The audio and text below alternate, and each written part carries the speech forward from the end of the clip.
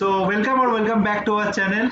We all are here together to discuss about the match day 3 of the round of 16 of Euros. Today along with me I have Shubhayan, Shugato, Riddhiman and Anik with us. So we will be discussing about the two matches of match day 3, that is Spain versus Croatia and France versus Switzerland. So moving on to the first match, Spain versus Croatia. Okay, so Spanish team qualified to the knockout stages by becoming second in the group that contains Sweden, and they started the tournament in a quite dull manner. Drew the first two matches 0-0 against Sweden and 1-1 against Poland. But on the third game, they really came to life especially after introduction of the captain Sergio Busquets and the right back Cesar Azpilicueta. As per injuries, there are no serious injuries in the team. They play 4-3-3 as with any Luis Enrique team. And back as centre back, I think that Pau Torres will start in place of Eric Garcia, and Aymeric Laporte is an obvious starter. In the middle, Busquets, Koke, and young Pedri, who has been a discovery of this tournament. And up front is a very crucial selection for Luis Enrique. Pablo Sarabia may start in the right flank, or Ferran Torres, given his experience with Man City, may start. Alvaro Morata, despite his misses, will start as a striker. And on the left wing, Gerard Moreno or maybe Daniel Olmo can start. Coming to Croatia, there are quite a few parallels between Croatia and Spain in this matchup. Croatia, just like Spain, finished second in the group and had a somewhat similar trajectory to Spain during the group stages. They lost the first match, it was a very cagey match against England. They drew against Czech Republic, again not looking impressive. However, in the third match, they came to life and won 3-1 over Scotland. Coming to the side, Zlatko Dalic has reverted to a 4-3-3, which resulted in the success against Scotland. Both Andre Kramaric and Ante Rebic have been not impressive up front, so they have been replaced by Nikola Vlasic and Bruno Petkovic. And apart from that, for creativity, they can always rely on the evergreen Luka Modric in midfield. The Croatian defense looks relatively solid, but it will be interesting to see how they match up against the firepower that the Spanish front line has. Both the teams have a dearth of quality in the front man. In Spain, they do not have an out-and-out striker, so does Croatia. So I think the main tussle would be Kovacic, Brozovic and Modric versus Busquets, Pedri and Koke. And Pedri has a very crucial role for Spain in unlocking the Croatian defense. Same goes for Perisic in case of Croatia. Like, he is the main playmaker along with Modric. He is the main playmaker in the midfield and creating more chances for the main goal-scoring threat for Croatia. Yes.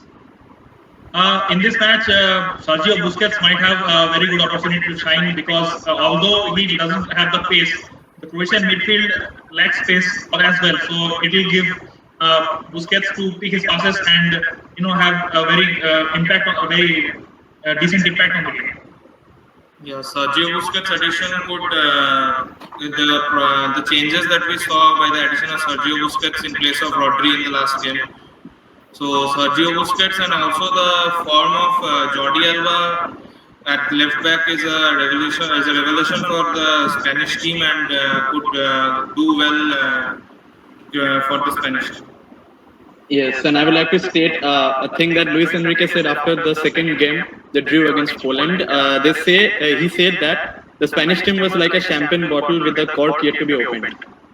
So the cork has been opened in the last game. A 5-0 win, a historic win, I believe. I think that it is the largest win for Spain in European Championships. Interesting thing will be to see Modric between the Barca trio of Pedri, Busquets and Alba.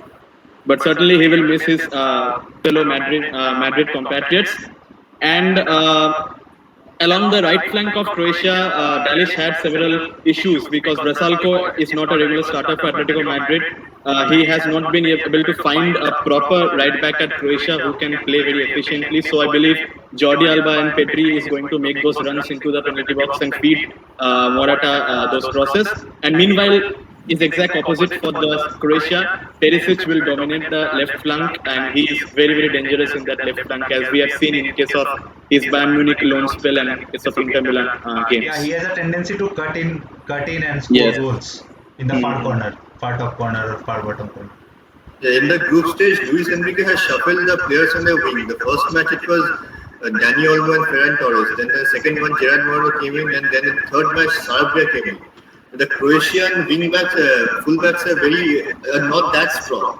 On the left back, they have Guardiola, who is a very young prospect, and so he might play someone on the Spanish right flank who has a bit of trickery, so that they can exploit that way. Yeah, Yes. Guardian is too young, and like he lacks experience, right? So the main thing the Spanish coach Enrique has to think about the fact that he must deploy a good player on their right side. Yes, and introduction of Cesar Azpilicueta, I think, is a very important change. People are focusing on the Busquets, but introduction of Azpilicueta, because Spain played Marcos Llorente as the right back. He is not a right back for the Atletico Madrid. He plays as an attacking right midfielder. Trippier is the right back. So he played in and out of an unnatural formation, to which he is not used to. Azpilicueta came and stabilized the right flank very much, and that is going to help Spain a lot, because down that for Croatia there will be Perisic attacking through that flank, and it will help to defend those attacks. Another interesting point I would like to note is Dominic Livakovic has been having a good tournament, and against the likes of Alvaro Morata, he'd be fancying his chances even more, especially given Morata has been out of sorts lately in the final third. So it will be interesting to see if Dominic Livakovic is threatened particularly by the Spanish forward line.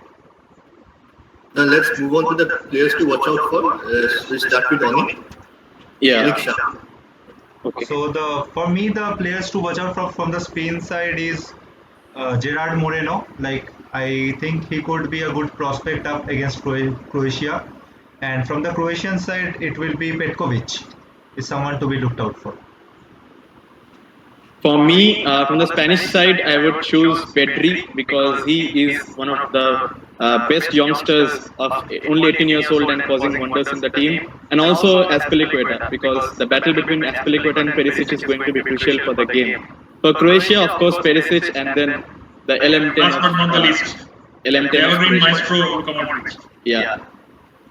So for Spain, I believe it will be Jordi Alba and also Pedri, who has been a sort of revelation as an 18-year-old. And also, I believe that Alvaro Morata could well get his scoring boots on in this match.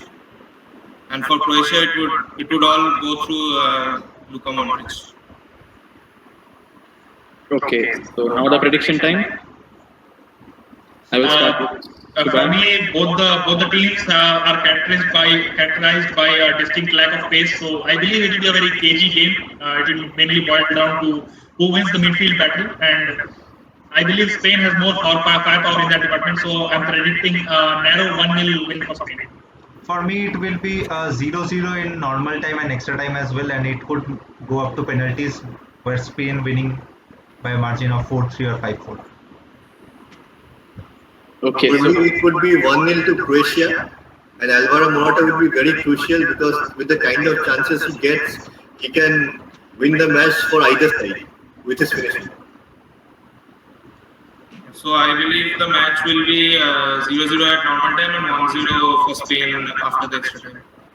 yeah, and I will also go for a 1-0 game. It will be a KG game, but Spain, I believe that they, through the maintaining the possession, cannot allow the Croatian team to attack, and then maybe in the goal, either Gerard Moreno or Alvaro Morata can get his scoring boots. So next we move on to the second match of match day 3, that is France versus Switzerland. So France was in the group F, which was deemed to be the group of death. France have not yet hit the top gear yet. They won the first match against Germany, which was till now their best performance. Then they drew against Hungary, and finally they drew away 2-2 against Portugal. They have, on the injury front, they have quite a few concerns. Firstly, Lucas Hernandez is out with a niggle, but he is expected to return before the match. Lucas Dean is out of the tournament, and Adrian Rabiot, who was the third choice left back and filled in for Dean in the last match, is also nursing an ankle injury from the end of the club season. Then Ousmane Dembele is out of the tournament, and also Thomas Lemar and Marcus Thuram are nursing injuries.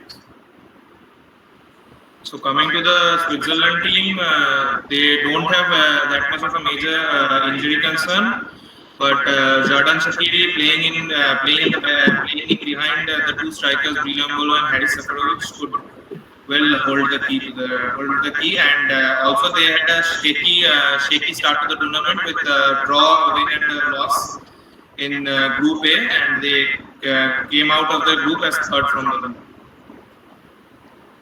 France have been surprisingly quiet lately.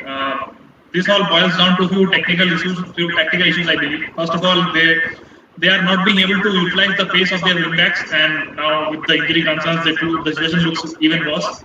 The midfield, consisting of two of the most highly touted players in the world, N'Golo Kante and Paul Pogba, is functioning well, and Pogba has been the only creative outlet in the team as of yet. Antoine Griezmann has been impressive. However, Antoine Griezmann has been impressive in a more defensive sense than offensive. Up front, Karim Benzema seemed to find his scoring touch in the last game against Portugal. However, Kylian Mbappe has been kept surprisingly quiet, despite having lightning quick pace. So the things are not looking as bright for France at this stage of the tournament as they would have expected. In Euro 2016 and the World Cup of 2018. Griezmann used to have a more of a feel role, but now with the introduction of Benzema, his role has been much more focused on the right wing of France. Sometimes he is mostly playing as an inverted winger with the wing backs tracking. Sometimes he drops deep sometimes he drops deep along with Pogba to create chances. And Mbappe needs to find his scoring boost because he has missed a lot of chances in all the three matches. And also, also coming to the Switzerland part, on the Switzerland counterpart, like the Switzerland defense have looked shaky at times with Ricardo Rodriguez and Manuel Akanji in the defense. Like this, and these places are the places where France can exploit mainly. Because like mostly it will be midfield centric, like who wins the midfield wins the match, to be honest. So let's see how Shaqiri and team performs. So for Switzerland, the midfield duo of Freuler and Granit Xhaka could win the battle in the battle of midfield between Freuler, Xhaka and Pogba Kante. Whoever controls the midfield may go on to win the game. Shaqiri, although he has not had many appearances for Liverpool in the last season, whenever he wears the red of Switzerland, he is in a blistering form. And last match also he did well. And Haris Seferovic, who is quite hot and cold throughout. He needs to fire and convert his chances for Switzerland to have a good chance in the game. Yeah, Pogba has been the only creative spot for France. So with Granit Xhaka, with all his Premier League experience, it would be very crucial for him to keep a check on Pogba. Yes, and I believe that the right flank of Switzerland is not that effective because in the Italy-Switzerland game, we saw how Spinazzola, then Insigne, exploited the right flank of Switzerland. And in this case, maybe let's say if Mbappe can do that because he has not yet switched to his beast mode where he is, especially in the Champions League and his club football yet. But it's only round of 16, so I believe that we can see finally some Mbappe sprints and goal for France. Mbappe versus Mbappe. I would also like to add, defense, especially the centre backs, like to play out from the back, they like to build from the back, and both of France centre backs are not very particularly comfortable on the ball, especially under high press. So the likes of Shaqiri could cause a lot of problems for, especially Rafael Varane, who has been known to have issues when pressed hard. So it will be interesting to see that figure. Yes, and I still. Yeah, Anik, you may continue. No, I was actually referring to the last time, not last time, the second last time, previous to the previous one, when the both teams met in 2014 World Cup. It was a very, explosive match with France winning 5-2. But apart from that, Switzerland has won against France last in 1992, 29 years ago. Since then, all the games France has either won or there has been a draw. So a very tough game for Switzerland to win, given the power of the French squad. But let's see what happens. And the likes of Jan Sommer is to be looked out for in the match, like how he performs, like against the wholesome attack of France, like how he performs, it will be something to look out for. And if he can perform, he could probably take his team through to the next round. For me, on the Swiss side, it would be Remo Freuler, because till now in the tournament, people had high expectations, but he has underwhelmed after the season he had with Atalanta. And on the French side, it would be Paul Pogba, who can turn the match with a pass at any moment of time. So coming to the predictions, as Anik mentioned, it has been a very long time since Switzerland have had any kind of success against France. However, this French side looks surprisingly wounded and off pace. So this round match for Switzerland might be a very good opportunity for them to finally break that losing streak against France. So let's see what happens. But I feel the quality that the French side have, especially on the field and as well as on the bench, it'll be too much for the Switzerland side. So I predict 2-0 France. Yeah, France. I predict a France 3-0 victory. The French side would be too much of an opposition for the Swiss side. So France 3-0 with Mbappe scoring a 1 or 2.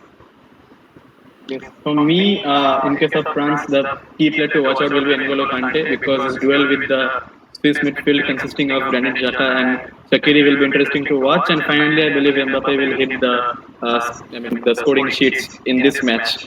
So I would predict a 2-0 victory for France with Mbappe scoring a brace. For me, it's a 3-1 victory for France, while Switzerland scoring a goal via Xhaka. For me, it would be 3-1 to France, with Shaqiri scoring a free kick. And last but not the least, I hope we get to see Karim Benzema's dream run of scoring continue. He has had a fantastic season at Real Madrid, and after his long-awaited return to the French side, it will be good to see him score yet again. So I hope you all like the analysis of the match, Croatia and Spain, and also France against Switzerland. We hope you like the content, and if you like, do like and subscribe to our channel. And lastly, if you have any suggestions or comments, please feel free to leave them in the comment section below. We will be back very soon with analysis for the next round of matches. Till then, stay safe, enjoy the match, guys. See you soon. Thank you.